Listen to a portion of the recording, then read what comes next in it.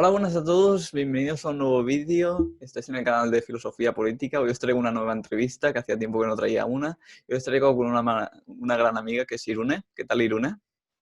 Pues muy bien, muchísimas gracias por la invitación.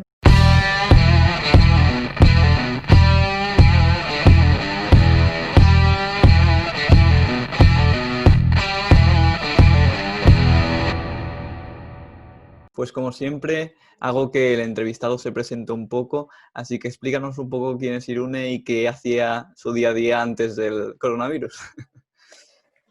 Bueno, pues yo imagino que tengo que explicar más o menos qué estudié y tal. Entonces yo estudié Ciencias Políticas, de hecho empecé en Girona, de donde sé que eres tú, o por lo menos has estudiado allí, y luego me mudé a Barcelona y terminé allí la carrera en la Universidad Pompeu Fabra. Y aparte de eso, pues entré un poco en las ideas del liberalismo casi nada más llegar a la universidad. Me metí en Students for Liberty. Actualmente, antes como voluntaria y actualmente trabajo en Students for Liberty Europa como Events Associate. Y luego también entré en el Juan de Mariana como subdirectora hace ya pues un año y creo que casi 6 meses, o sea que... Y básicamente ahí estamos. Me gusta la filosofía, o sea que me gusta que me hayas invitado, me gusta la ética y me gusta conversar sobre ese tipo de cosas e intento en la medida de lo posible pues leer sobre eso y intentar de vez en cuando hablar sobre algo que a la gente le pueda parecer más o menos interesante. Me gustaría preguntarte el que es bastante raro, ¿no? Entrar en la universidad y justo descubrir las ideas del liberalismo y además en una carrera como Ciencias Políticas que no está muy plagada de liberales. ¿Cuál fue tu experiencia al entrar a la universidad y también la motivación que hizo que entras en Ciencias Políticas? Pues mira, a mí la política me lleva gustando pues probablemente desde que tenía, y no te exagero, 8 o 9 años. O sea, yo recuerdo que además creo que esto nunca lo he contado, cuando iba al colegio, cuando la guerra de Irak, ¿no? que España mandó tropas y tal, yo monté una manifestación en el patio del colegio que ponía no a la guerra y además me cayó una bronca de narices, ¿no? de la dirección, porque me decían que era un aliante. Entonces, a partir de ahí ya empezó, entre comillas, mi carrera política, ¿no? Siempre metiéndome en jaleos, siempre protestando contra profesores y tal. Siempre he tenido como ese espíritu inconformista, ¿no? Entonces yo llego a la universidad y además, es que es una persona que no está muy puesta en redes y no me va a escuchar. Pero yo conocí a una persona un chico que se llama Alex, y bueno, y a otro chico, pero básicamente el culpable de esto fue Alex, que me empezó a introducir el tema de las ideas del liberalismo, sobre todo a través de Rayo, Ayn Rand y también en cierta medida de Rothbard y tal. Y la verdad es que yo empezaba a leer aquello y había cosas como que me parecían que casaban con intuiciones que yo tenía previas, ¿no? Pero había otras cosas que me parecían una barbaridad, ¿no? Yo tenía como la idea en la cabeza de que el liberalismo y los liberales eran unos burgueses que no se preocupaban por la gente pobre y por las igualdades y ese tipo de cosas. Pero nada, a partir de ahí fue empezar a leer y empezar un poco a desmontar ideas preconcebidas que yo tenía y empezar a discutir conmigo misma y con mis compañeros cuando ya me terminé por meter del todo en esto. Cuando entras en SFL, ¿cómo es el primer contacto? ¿Con quién hablas? Y cómo al final, como, no por así decirlo, empiezas a escalar, pero sí que empiezas a estar más metida dentro de la organización y acabas incluso trabajando para ellos. Cuéntanos un poco esta trayectoria. Pues todo fue nuevamente culpa de Alex. Yo quería montar algo de activismo político en la universidad y de repente, y habíamos empezado como a montar 1000 cosas que no terminaban de funcionar, porque aparte de que ideológicamente había como un mix de gente muy raro. Entonces un día el tipo aparece y me dice, he descubierto una organización que se llama Students for Liberty, que no sé qué, no sé cuántos. Y digo, venga, pues veamos, ¿no? A ver qué hacen. Entonces, en ese momento existían muy poquitos grupos en España, de hecho yo creo que existía así consolidados el grupo de SFL Barcelona y poca cosa más. Y quedamos con el que en esos momentos era el presidente del grupo Barcelona, que se llama Carlos Valderrama, en Girona en un bar, en el CONIC, de hecho. Sí, es que, claro, todo esto tiene su historia. Y el tipo nos contó de cómo iba. Además, él se pagó su tren y todo, o sea, fue súper majo. Nos contó de qué iba la organización, nos contó qué campañas hacían, nos contó que había una opción para ser coordinador local y que básicamente pues, te daban formación, pasabas unos días en verano en Alemania y te formabas, luego había una serie de formaciones online y tal. Y la verdad que nos pareció súper interesante. Entonces ese año decidimos fundar SFL en Girona. Durante ese año estuvimos haciendo actividades y de repente un día Carlos me dice, oye Irune, ¿por qué no te inscribes a esto de coordinador local? A ver si te cogen, que yo creo que has estado así súper activa durante este año y podría ser interesante. Y la verdad que al principio a mí me daba un poco de cosa, entre otras cosas por el inglés, porque yo no me sentía como muy cómoda con el inglés y tal, y decía, ya verás, ¿no? Qué palo esto la entrevista en inglés, o sea, me daba como pavor. Y la hice y salió y me cogieron y ahí empecé, ¿no? Y ahí el primer año que fui a Alemania, pues conocí a las personas que estaban un poco como yo, que habían empezado en otros puntos de España y hubo mucha conexión, la verdad, y lo pasamos súper bien, salieron muchos proyectos de ahí y ahí empecé, ¿no? Empecé encargándome pues de Cataluña, bueno, sí, de Cataluña y luego en parte también de Aragón. Me ayudé a fundar el grupo, porque yo soy aragonesa, entonces ayudé a fundar el grupo de SFL Zaragoza.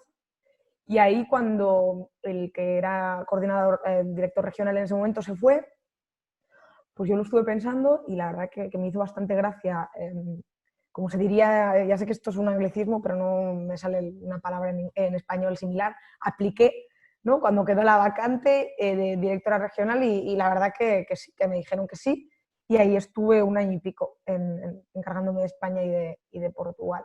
Entonces ya decidí irme porque empezaba a trabajar, me habían ofrecido entrar a trabajar en el Juan de Mariana y yo creía que había terminado la carrera y me parecía que era un momento para irse ya y salió una vacante en Students for Liberty. Y la verdad que, bueno, pues decidí también aplicar. Y así estoy en los dos sitios. También, ahora que nos has contado un poco la historia de SFL, me gustaría también que contases un poco la del Juan de Mariana, también cuál es el primer contacto y cómo vas, entre comillas, escalando sitios y haciéndote con el puesto de subdirectora. Pues yo creo que conocí a Gabriel siendo yo directora regional de Students for Liberty.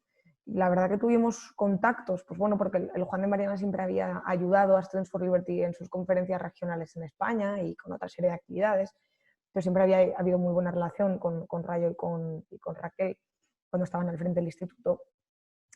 Y recuerdo que fui coincidiendo, porque el año que yo fui directora regional me fui moviendo como por diferentes eventos en Europa y coincidí en algunos de ellos con Gabriel y tras hablar mucho, ¿no?, sobre qué iba a hacer yo el año que viene, yo en ese momento tenía la posibilidad de irme a Bruselas a trabajar en el Parlamento Europeo, pero no me acababa de motivar la idea. Entonces yo un día le pregunté a Gabriel, le dije, oye, ¿y en el Juan de Mariana cómo estáis, no? Y la verdad que pues me dijo, pues mira, Irune, gracias por preguntarme porque habíamos, bueno, pues va a haber un relevo, ¿no? La actual dirección lo deja y habíamos pensado en varias personas para estar al frente y entre otras pues habíamos pensado en Edu y en ti, que Edu es el actual director. Y fue así de fácil y simple y a la vez curioso, ¿no? Me gustaría pasar un poco al pasado más reciente y es cuando se tiene que organizar la LibertyCon y esta vez en Madrid, ¿cómo es organizar un evento tan multitudinario con tantas personas de diferentes países? ¿Cómo es esa sensación de estrés? Porque supongo que lo pasaste muy estresante. ¿Cómo es organizar todo ese evento? Pues una locura. O sea, yo honestamente hubo momentos, ¿no? Esa es la frase aquella de Manolete, Manolete, si no sabes para qué te metes. Pues yo hubo momentos que pensé eso. Que pensé, ¿quién me manda meterme en este berenjenal? Esto va a poder con mis fuerzas, porque además, claro, o sea, no hay que perder de vista que yo tengo dos trabajos. Entonces, claro, eso añadió mayor dificultad a la organización de ese evento. Entonces, pues el evento se empezó a organizar más en serio en septiembre, aunque ya llevábamos desde antes del verano anterior, digamos, trabajando en ello, pero fue en septiembre que empezó digamos, lo fuerte, primero encontrando un sitio que fuese relativamente barato para alojar a tanta gente y luego pues diseñando un programa internacional que además tuviese charlas en español y charlas en inglés, porque hasta el momento siempre había sido en inglés, pero evidentemente en un país como España que el inglés cuesta algo más, pues tenía sentido que hubiese un programa paralelo, ¿no?, en nuestro idioma. Entonces fue terriblemente complicado. Los 3 meses antes fueron pues de echarle muchísimas horas, ¿no? a eso, porque al final uno tiene que estar pendiente hasta el último detalle, ¿no? Tienes que coordinar los viajes de los ponentes, los viajes de los voluntarios, las tareas de los voluntarios, el programa, el catering, los hoteles, todo lo que te puedas imaginar, asegurarte de que marketing lo promueve, asegurarte de que la web no se cae. Evidentemente yo no hago mantenimiento web, ¿no? Pero estar atenta a esas cosas, pues para tienes que contactar con un departamento u otro por si sucede algo. Entonces fue... ¿Qué pasa? Que ¿sabes qué pasa? Que es de esas cosas. Mira, yo soy una persona a la que le encanta trabajar bajo presión. Entonces, a mí me daba como esas dos, ¿no? Ese momento de agobio máximo, de no puedo más, y ese momento de adrenalina, de que te encanta estar bajo presión y estar ahí a ver cómo va a salir y tal igual. Y la verdad que dentro de todo, yo creo que fue muy bien. Y ahora quiero pasar a preguntas más del liberalismo, de debate un poco. Y la primera que te quiero hacer es un poco si crees que el nacionalismo catalán puede ser compatible con la idea del derecho de autodeterminación o cómo lo ves. Fíjate, con la cuestión del nacionalismo, yo siempre he tenido el corazón muy dividido, porque como tú bien sabes, he vivido 20 años en Cataluña y, y parte de ese espíritu inconformista del que te hablaba al inicio fue mucho contra el nacionalismo, ¿no? Con ciertas cosas que yo veía que me pasaban en el colegio. Yo me escolaricé en Figueras, que es una población del noroeste de Cataluña, de la provincia de Girona, y, y había cosas que no me gustaban, ¿no? Yo tuve pues, muchas peleas con profesores, tanto en el colegio como en el instituto, con compañeros y demás. Bueno, a nosotros nos han tirado huevos en el balcón. Bueno, una serie de cuestiones, ¿no? Que quieras que no, te marcan cómo te relacionas, ¿no? Es verdad que, por ejemplo, o sea, mis amigos de toda la vida aquí son todos independentistas, entonces, evidentemente, eso nunca me ha hecho alejarme de gente que no piensa como yo, ¿no? Porque entiendo como liberal y respeto que la gente piense diferente a ti, pero evidentemente siempre he tenido, por mi propia experiencia, un rechazo muy fuerte, ¿no? Al nacionalismo y concreto el catalán, pero ojo, tampoco me ha seducido nunca mucho la idea del nacionalismo español, ¿no? O si le queremos decir no nacionalismo, pues igual el patriotismo o cualquier tipo de reivindicación de la identidad española sea más o menos identitaria. Entonces, ¿cuál es el problema? Y por otro lado, aquí entra una cuestión que es, o dos cuestiones, que es una, que yo creo que como liberales debemos intentar encajar el pluralismo de la mejor forma posible y por lo tanto eso pasa, uno, no solo por respetar, sino también por reconocer que existen identidades distintas a la nuestra y que ahí el Estado debería mantenerse, ¿no? Lo más neutral posible. Y el problema es que muchas veces tendemos a asimilar statu quo con neutralidad, ¿no? El hecho de que el statu quo sea lo imperante y lo imperante sea pues que evidentemente la identidad española sea la dominante, es como la posición por default neutral del Estado. Y eso no es así. Posición neutral del Estado, como la entiendo yo, pues sería un Estado en el que tú te podías escolarizar en cualquiera de las lenguas oficiales, incluso en lenguas no oficiales, que nadie te obligase a aprender uno u otro idioma y ese tipo de cuestiones, ¿no? O que la televisión que pagamos entre todos, a poder ser, no existiesen ese tipo de televisiones, pero que si existen, por lo menos den la información en más de una lengua de forma representativa a lo que es la realidad. Y eso, perdón por enrollarme, con la otra pregunta que era en base al derecho a autodeterminación o de secesión o de desasociación, pues hombre, yo creo que hay que buscar el encaje de eso, ¿no? Yo no tengo muy claro, porque yo creo que es muy difícil, cuál debe ser el encaje, no tengo muy claro, o sea, lo que sí tengo claro es que el referéndum que se plantea desde hoy en día, o sea, desde la actualidad del movimiento independentista no me encaja porque parte de una consideración nacional de Cataluña. Entonces, uno no puede reclamar la plurinacionalidad del Estado español y negar, entre comillas, esa plurinacionalidad de un potencial Estado catalán, ¿no? Entonces, habría que ver ahí cómo se articularía eso. Pero sí, en todo caso, creo que hay que buscar los mecanismos de articular que al final diferentes identidades puedan convivir y dos, se puedan generar realidades administrativas distintas si así lo quiere la inmensa mayoría de la población que habita en esos sitios, ¿no? También me gustaría hacer otro tipo de pregunta que normalmente no se suele hacer y que suele salir poco en los debates y dentro del liberalismo. ¿Crees que los animales son sujetos de derecho? Porque sí que es verdad que he leído bastante, recomendaciones tuyas, y hay ese debate, ¿no? De si son sujetos, si no. ¿Tú cuál tienes la opinión sobre esto?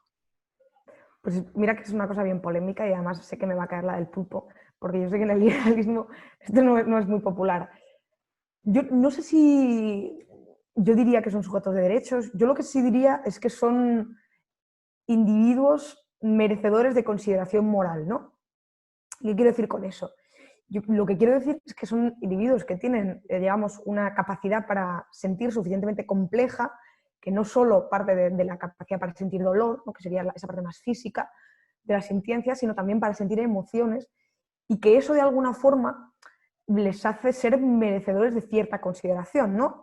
Entonces, claro, evidentemente puede que no tenga sentido, y yo creo que no lo tiene, de hecho, dar ciertos derechos, que nosotros podemos llamar políticos, ¿no? Porque no tiene sentido que los ejerzan igual que no los puede ejercer un menor o una persona incapaz, ¿no?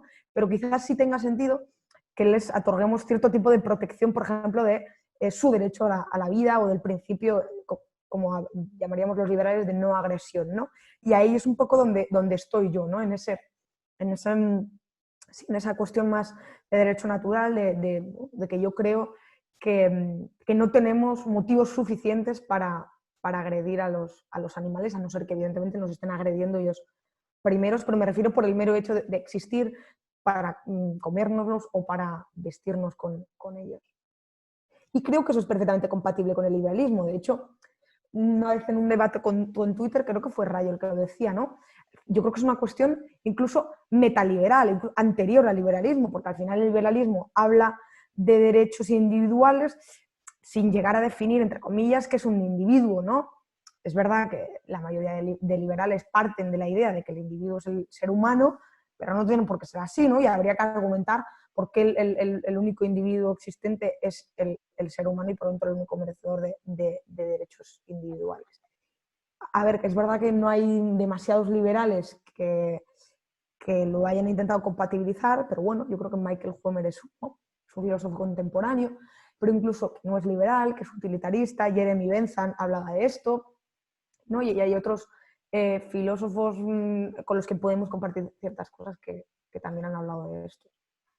Muy interesante la opinión. Y para acabar este bloque, me gustaría preguntarte si crees que los liberales debemos de entrar en política y no aparte a partidos libertarios más minoritarios, sino incluso a los partidos más tradicionalistas de derecha, como aquí podría ser, por ejemplo, el PP o Ciudadanos. Pues no, o sea, no tengo claro porque yo no suelo meterme en qué deben hacer los liberales, ¿no? Evidentemente, yo puedo opinar en lo que a estrategias se refieren, qué estrategias me parecen más acertadas que otras, pero fíjate que durante mucho tiempo sí pensé que tenía claro que yo, digamos que durante mi vida, tampoco muy larga, he ido, no sé si he hecho un trasvase entre dos tipos de estrategias, ¿no? La primera estrategia de pues, entender que igual es mejor irnos, digamos, a lo purista e intentar que un partido que realmente defienda nuestras ideas llegue al poder, pero luego también he entendido bueno, pues la estrategia de, entre comillas, de intentar colonizar un partido mayoritario, ¿no? con nuestras ideas. Al final, justo lo hablaba en una entrevista que he hecho hace un momento, al final las etiquetas son útiles en la medida en la que nos ayudan a relacionarnos con los demás, pero no pueden ser tan limitantes como para entender que si tú eres liberal no puedes votar a un partido que no es estrictamente liberal. Pero bueno, yo creo que al final debemos disasociar ese tipo de cosas, ¿no? Una cosa es, digamos, sí, los principios morales que rigen tus creencias, y la otra cosa es que los partidos políticos, que al final son puras herramientas, se alineen estrictamente en todas las cuestiones con esos principios morales, que yo creo que eso no existe, ¿no? No hay ningún partido en el que podamos estar de acuerdo, a no ser que evidentemente lo fundes tú y probablemente al cabo de los tiempos ya no se parezca a lo que tú fundaste, pues no hay partidos con los que te puedas identificar 100%, ¿no? Entonces, no tengo muy claro. Las dos estrategias me parecen interesantes. Yo probablemente ahora mismo no esté en ninguna de las dos estrategias, ¿no? He decidido que es mejor dedicarse al mundo del think tank y de las ideas que estar directamente en la arena política, pero tampoco lo descarto.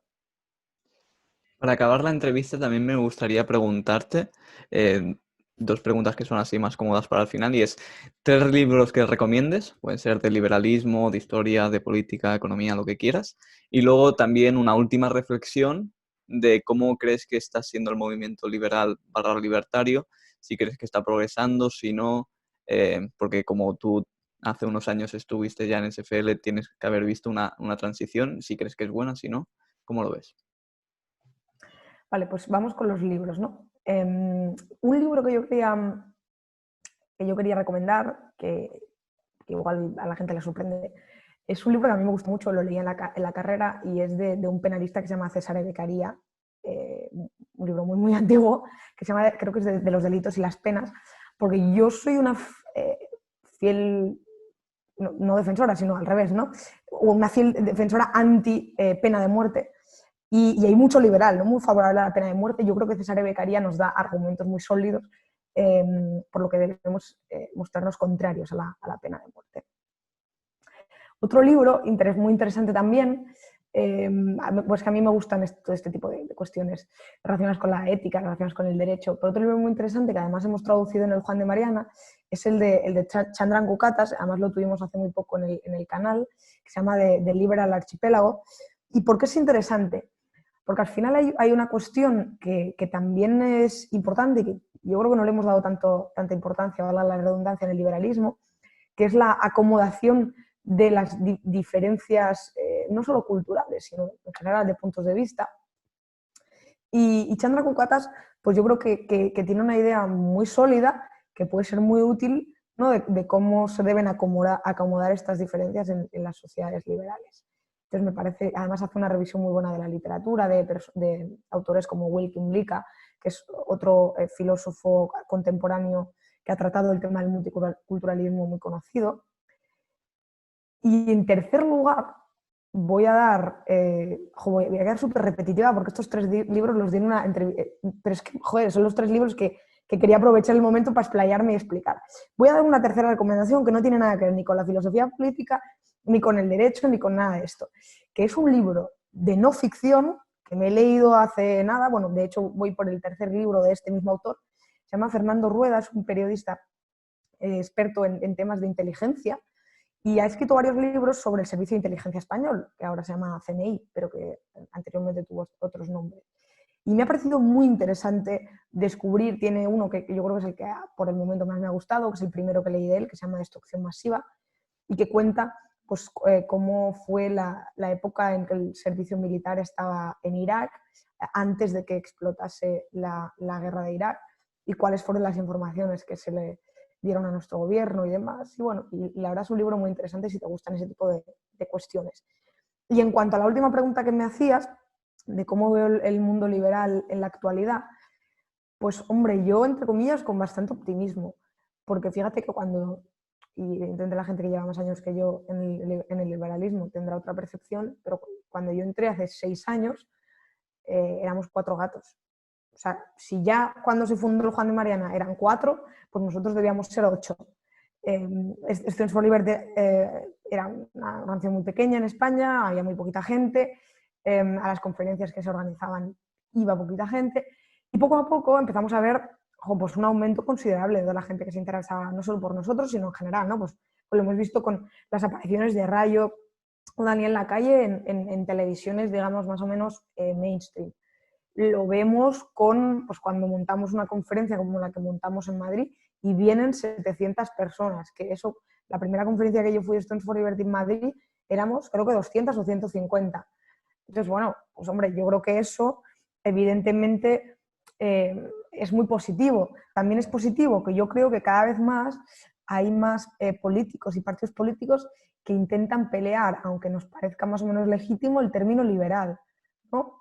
Para acercarse, pues bueno, a lo que creen que es un caldo de cultivo de votos que no se le había dado respuesta hasta el momento. Entonces, por ese tipo de cuestiones yo no auguro, evidentemente nos gobierna, tenemos el gobierno que nos gobierna, que tenemos, perdón, pero bueno, también lo veo como una ventana de oportunidad, ¿no? Para intentar que nuestras ideas se hagan más conocidas y puedan dar respuesta a muchos de los problemas actuales.